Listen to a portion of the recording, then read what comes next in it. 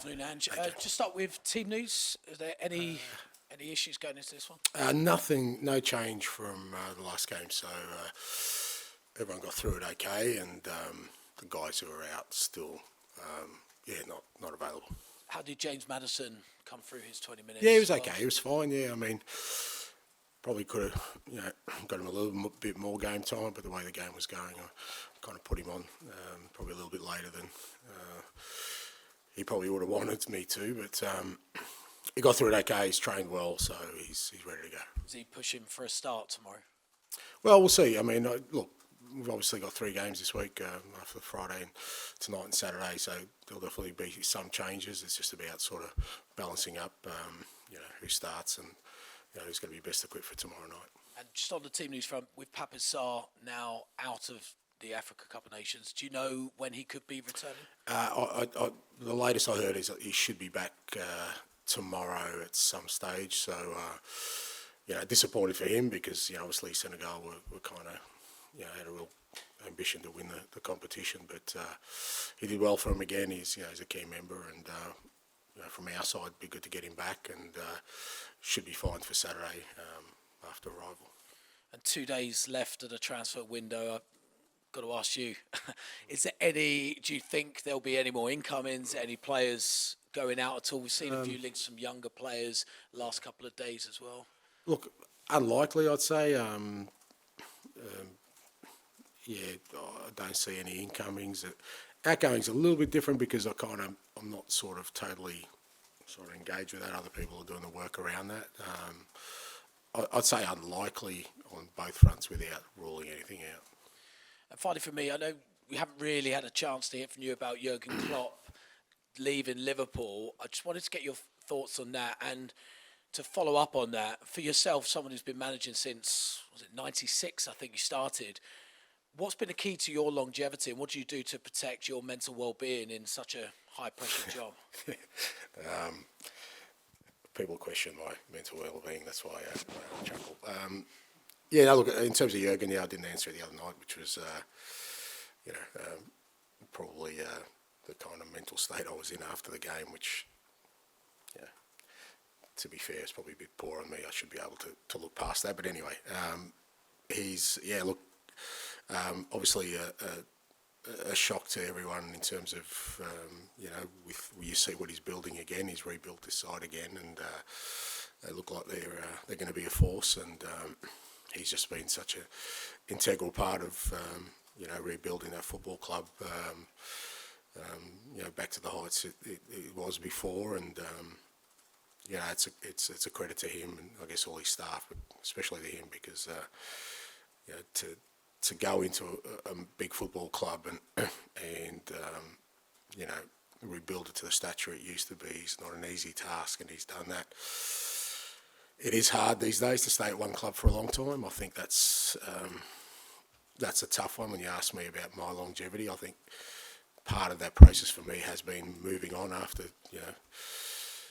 3 or 4 years or 2 years, and we've mostly done it after success, but I know how hard it is to rebuild after you've done that, and I found for me it was always better that I kind of move on at the time. That's how I felt, and I can see how when you stay at one club and you need to do 1 or 2, maybe a third rebuild, it can be taxing. But like I said, he's done it. He's an unbelievable manager. He's left an indelible mark, and I'm sure there's more to come. I'm interested to see how long the sabbatical lasts.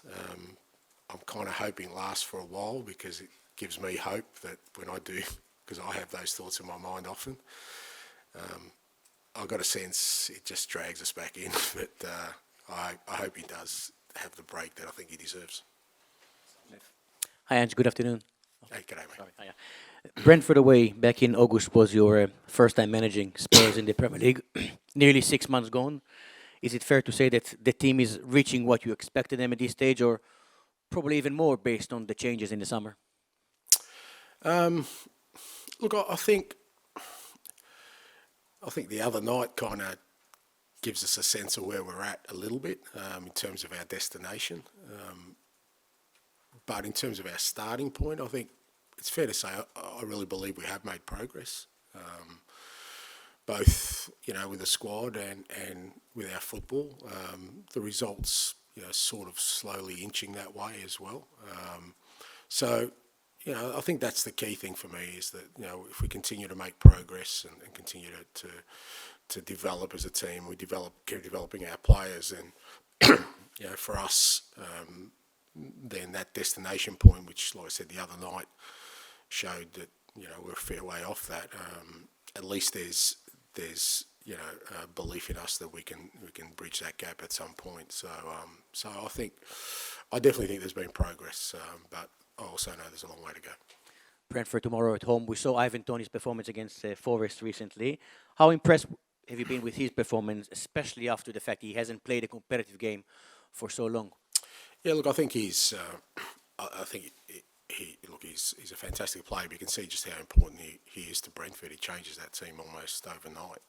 They've obviously been going through a rough trot in terms of results in recent times, and they've had their own share of injuries. But as soon as he comes into that team, he just gives them a different look, not just as a player, but in terms of his presence. And I thought you could sense that straight away.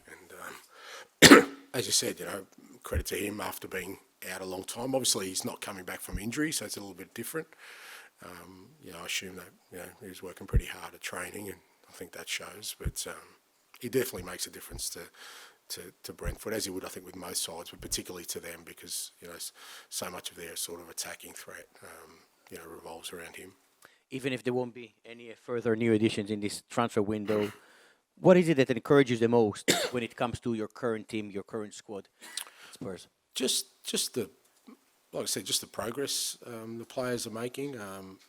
I just seen real growth in a lot of our players even from that first game.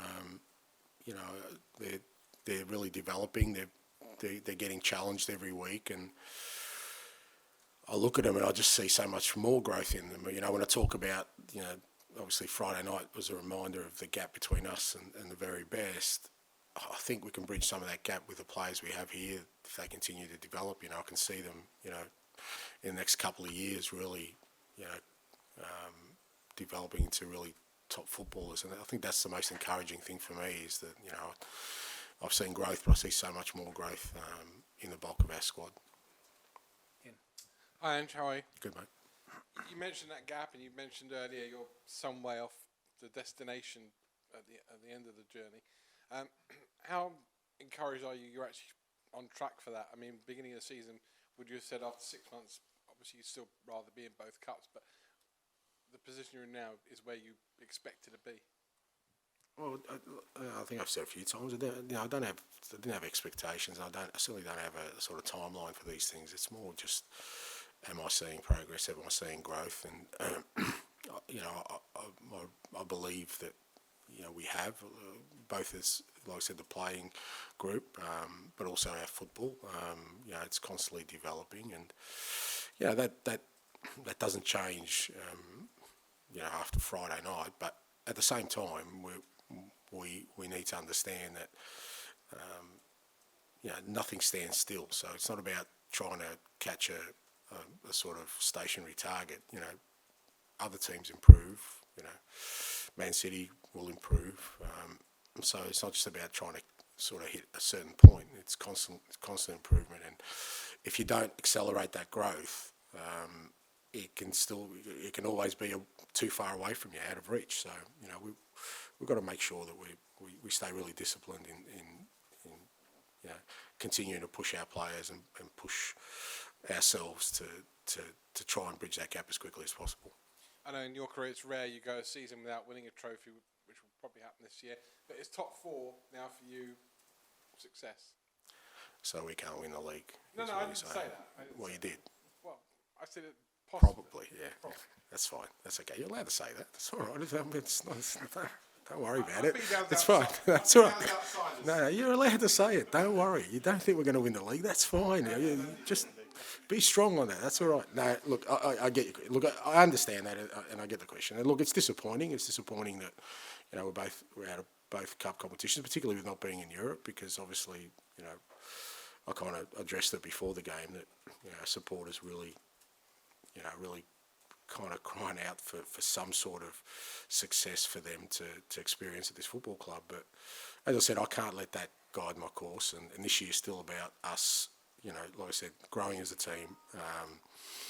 Finishing the second half of the year stronger than we did the first. If we do that, then we'll be in a good position, I think, to continue to challenge and push this team along.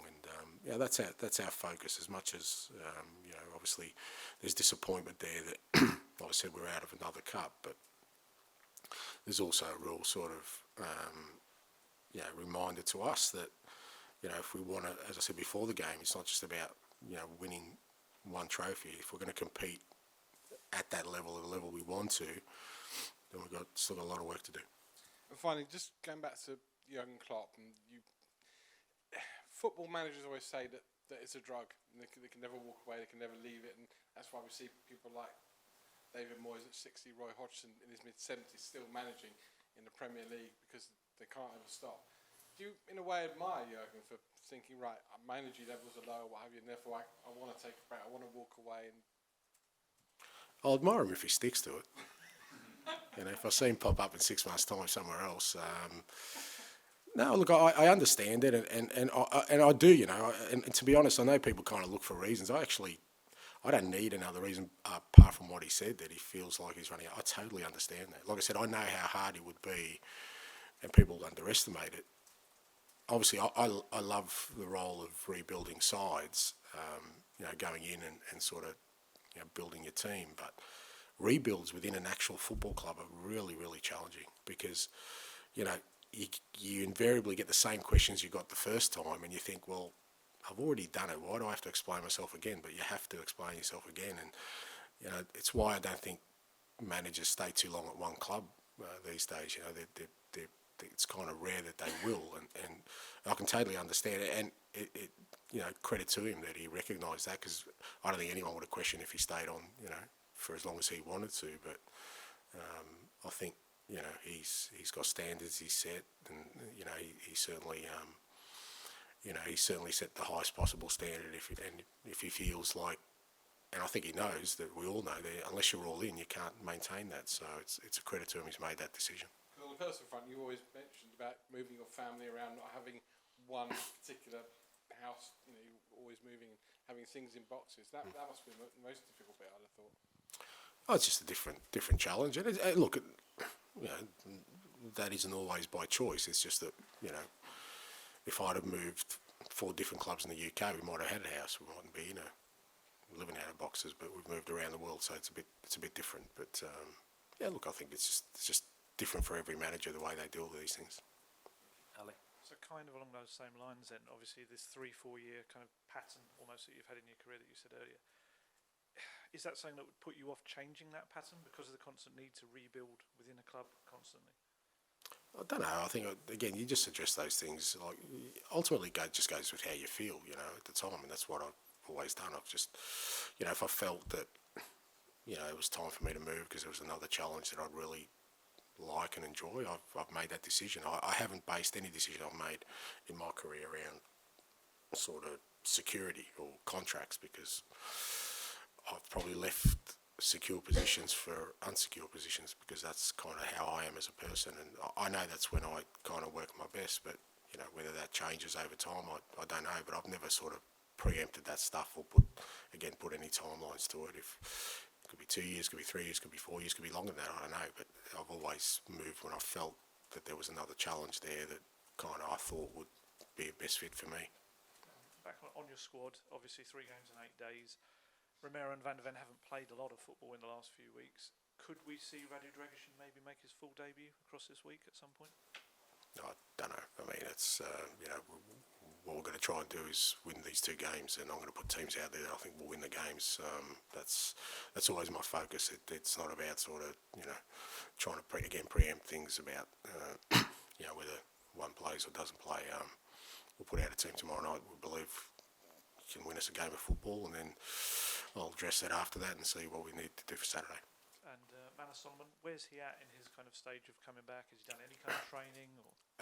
He's had a couple of goes at it, but it's fair to say he's had a couple of setbacks. He had one this week as well, so he's getting sort of further investigation on it, I think early next week. Charlie to finish the session, please. I'll just wait for the microphone, sorry. I just wanted to ask you talked about in the summer how it was quite an unusual window, no sporting director. How different has it been this time around with the new structure that's in place? Yeah, look, it's been a little bit different in that, I think I've been sort of less involved than there probably was in the summer, fair to say, and, it's good. And obviously this window is a little bit trickier because I have games, in the summer there's no games, so I can sort of totally put my energies, or if I needed to put more energy into that side of things I could, but obviously we've had games and, with Johan there and his group of people working alongside him, it's just meant I've had less involvement in a lot of the sort of preliminary stuff, and my role kind of stays specific now to probably what it should be around the final decision. And now, obviously, that was quite unique, but this system, how does that compare with your other clubs? Is it kind of fairly similar? Are there big differences? Yeah, look, but everyone works differently. Johan works differently to others, and I've always, like I said, I've always found it. As long as you're working with sort of good people and we're all aligned, irrespective of the setup, you can usually get good outcomes. Like I said, the one non-negotiable for me is I get final say. That's the only thing I kind of insist on, irrespective of, only because I believe that the responsibility should lie with me as to that decision, because I'm the one that's going to put the final decision into the place it needs to be. So, but aside from that, they all work differently. But I've enjoyed working with Johan. Obviously, this is his first window in his team, and I'm sure going into summer we'll all be in a real good place to make sure that, again, we try and take advantage of the fact that we can make our squad and our team stronger for what's ahead. You mentioned there about the challenge of a rebuild is that you're kind of having to do the same things and answer the same questions. How hard is it as a manager when things that may have worked really well in one place suddenly aren't working so well and you have to adapt, but a part of you is saying, but this has worked before, you adapt to me, kind of thing? I'm not really sure. I mean, it sort of, again, that hasn't sort of happened to me.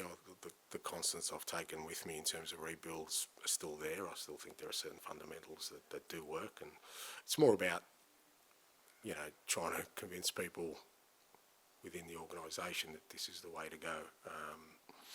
Because obviously, when you go into a new place, there may be people who have been there for quite a while, who have probably seen 4 or 5 of me come along and with new ideas, and rightly so, they may be a bit sceptical or reluctant to sort of. So it's about trying to get everyone on board with your ideas as much as whether it works or not. I mean, I have no doubt it works. It's just I know it'll only work if everyone's aligned to it.